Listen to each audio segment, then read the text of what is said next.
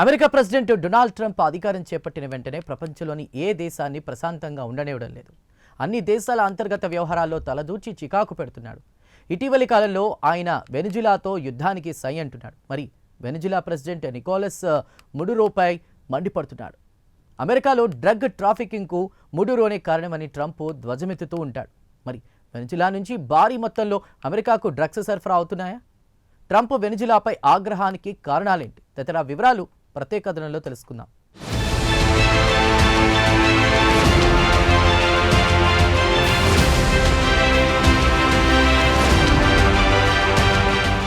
గత కొన్ని నెలల నుంచి అమెరికా ప్రెసిడెంట్ డొనాల్డ్ ట్రంప్కు వెనిజులా ప్రెసిడెంట్ నికోలస్ మడురోకు మధ్య పచ్చగడ్డి వేస్తే భగ్గుమనే స్థాయికి వచ్చాయి పరిస్థితులు.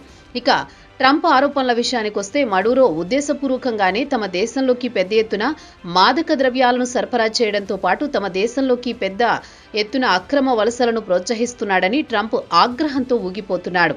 ఇటీవల కాలంలో ట్రంప్ వెనిజులాపై ఒత్తిడి పెంచాడు. కరేబియన్ సముద్రం చుట్టూ మిలిటరీ బలగాలను మోహరించాడు. కరేబియన్ సముద్రం ద్వారా అమెరికాలోకి పెద్ద ఎత్తున మాదక ద్రవ్యాలను రవాణా చేస్తున్నారని ట్రంప్ మడురో ప్రభుత్వంపై మండిపడుతున్నారు.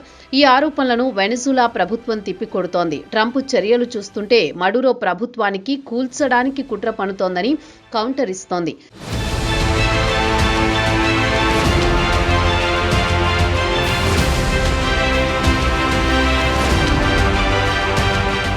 ఇక అమెరికాలో డ్రగ్స్ జాడ్యం విచ్చలవిడిగా పెరిగిపోయిందనేది మాత్రం వాస్తవం. గత సోమవారం నాడు ట్రంప్ జాతీయ భద్రతా టీంతో సమావేశమయ్యి వెనిజులాపై తదుపరి ఎలాంటి చర్యలు తీసుకోవాలో చర్చించినట్లు మీడియాలో వార్తలొచ్చాయి. ఇక అమెరికా మీడియాలో వస్తోన్న వార్తల ప్రకారం చూస్తే కరేబియన్ సముద్రంలో భారీ ఎత్తున మిలిటరీని మోహరించాలని నిర్ణయించినట్టు వార్తలు వస్తున్నాయి. దీంతో అమెరికా వెనిజులాతో యుద్ధానికి దిగే అవకాశాలను కొట్టిపారేయలేమంటున్నారు అమెరికన్ ఎనలిస్టులు. ఇదిలా ఉండగా గత వారాంతంలో మడురో తన ప్రెసిడెన్షియల్ ప్యాలెస్ బయట మీడియాతో మాట్లాడుతూ తాను అమెరికాతో శాంతి కోరుకుంటున్నాను, అయితే దానికి ఆయన కొన్ని షరతులు కూడా పెట్టాడు. తమ సార్వభౌమాధికారం, సమానత్వం మరియు స్వేచ్ఛను గౌరవిస్తేనే మీ ప్రతిపాదనలను అంగీకరిస్తాం, మీకు బానిసలం కాము అని స్పష్టం చేశారు.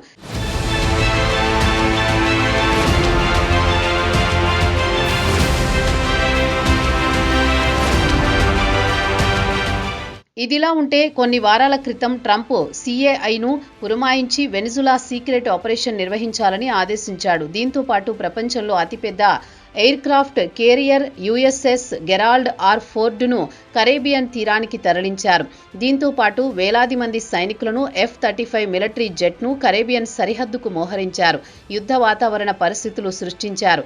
అలాగే గత నెల 20న ట్రంప్ వెనిజులా లోపల దాడులు తప్పవని హెచ్చరించారు. దీన్ని బట్టి చూస్తే ట్రంప్ వెనిజులాపై యుద్ధానికి సన్నాహాలు చేస్తున్నారన్న టాక్ అమెరికాలో బలంగా వినిపించింది. గత వారాంతంలో ట్రంప్ మీడియాతో మాట్లాడుతూ పరోక్షంగా వెనిజులాపై దాడికి సిద్ధంగా ఉన్నామన్న సంకేతాలిచ్చారు. అయితే అమెరికా మిలిటరీ చరిత్రను చూస్తే లాటిన్ అమెరికా దేశాల్లో అధికారంలో ఉన్న ప్రభుత్వాల్లో అక్కడి ఆంతరంగిక వ్యవహారాల్లో జోక్యం చేసుకుంటూ ఉంటాయి.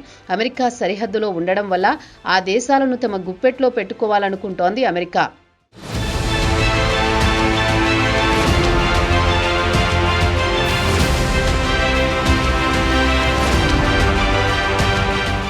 అయితే 1990 నుంచి చూస్తే ఇటు వాషింగ్టన్కు అటు కార్కస్కు మధ్య ఎప్పుడూ ఉద్రిక్తపరమైన వాతావరణం కొనసాగుతోంది. మడురోకు చెందిన లెఫ్ట్ వింగ్ పార్టీ గత కొన్ని సంవత్సరాల నుంచి అధికారంలో ఉంది. హ్యూగో చావెజ్ ప్రెసిడెంట్గా ఉన్నప్పటి నుంచి ఇరు దేశాల మధ్య సంబంధాలు అంతంత మాత్రంగానే ఉండేవి. అయితే 2013 చావెజ్ మృతి చెందడం, ఆయన స్థానంలో మడురో అధికారంలోకి వచ్చిన తర్వాత నుంచి ఇరు దేశాల మధ్య సంబంధాలు మరింత దిగజారాయి.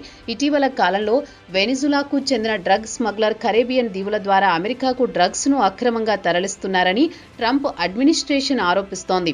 దీంతో ఇరు దేశాల మధ్య సంబంధాలు మరింత దిగజారిపోయాయి. ఈ ఏడాది జూలైలో US secretary of state Marco Rubio మడురోపై పెద్ద ఎత్తున ఆరోపణలు గుప్పించారు.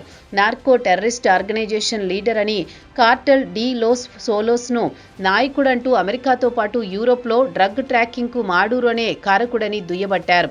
కానీ రూబియో మాత్రం సాక్ష్యాలు చూపించలేకపోయారు.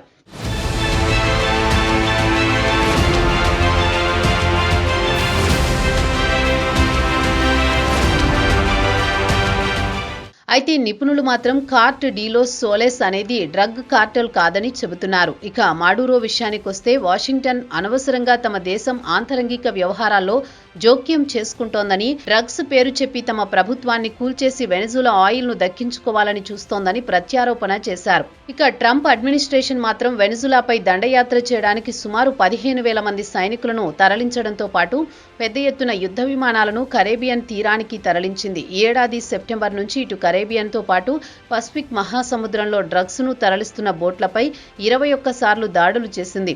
కనీసం 83 మందిని చంపేసింది. ఇక అమెరికాకు చెందిన మిలిటరీ ఎక్స్పర్ట్స్ కూడా కరేబియన్ సముద్రం ద్వారా అమెరికాలోకి డ్రగ్స్ రవాణా చేస్తున్నారని, డ్రగ్స్ ను అడ్డుకోవడానికి దాడులు చేయాల్సి వస్తోందని తమ చర్యను సమర్థించుకుంటోంది. అయితే వెనజులాలో ప్రభుత్వాన్ని మార్చడానికి ట్రంప్ అడ్మినిస్ట్రేషన్ కుట్ర పన్నుతోందని మడురో ప్రత్యారోపణలు చేస్తున్నారు.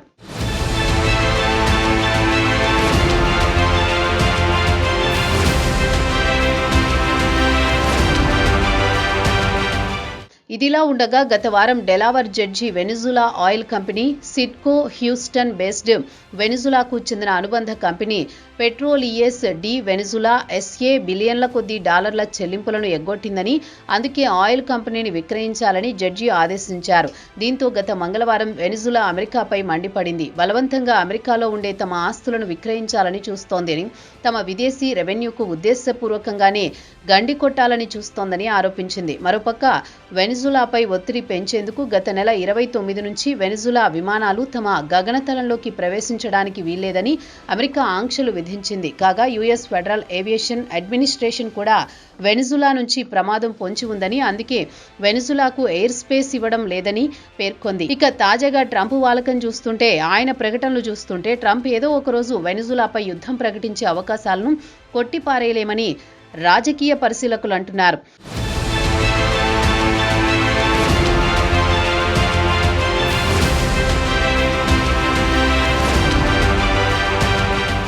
ఇక వెనిజులాకు చెందిన బోట్లపై అమెరికా దాడులు చేయడం ఎంతవరకు సబబు అనే వాదన తెరపైకొచ్చింది. అమెరికాకు చెందిన న్యాయ నిపుణులు మాత్రం అంతర్జాతీయ సముద్ర జలాల బోట్లపై దాడులు చేయడం చట్ట వ్యతిరేకమని తేల్చి చెబుతున్నారు. ఈ ఏడాది సెప్టెంబర్లో అమెరికా వెనిజులా బోట్లపై చేసిన దాడుల్లో పలువురు ప్రాణాలు కోల్పోయారు.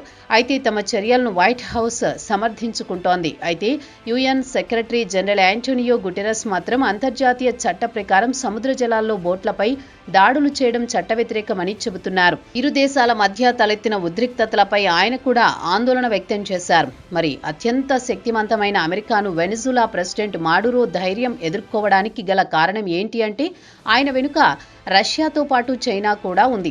కావలసినంత ఆయుధాలను సరఫరా చేస్తామని హామీ ఇచ్చాయి. అలాగే ఇరాన్ కూడా వెనిజులాకు అండగా ఉంటామని హామీ ఇచ్చింది. ఇక అమెరికాకు వ్యతిరేకంగా ఉండే దేశాలన్నీ వెనిజులా వెన్నుదన్నుగా ఉండడంతో మడురో ట్రంప్కు ధీటుగా కౌంటర్ ఇస్తున్నాడు. పరిస్థితులు ఇలానే కొనసాగితే ట్రంప్ వెనిజులాపై యుద్ధం ప్రకటించినా ఆశ్చర్యపోవాల్సిన పని లేదంటున్నారు పలువురు విదేశీ డిప్లొమాట్లు.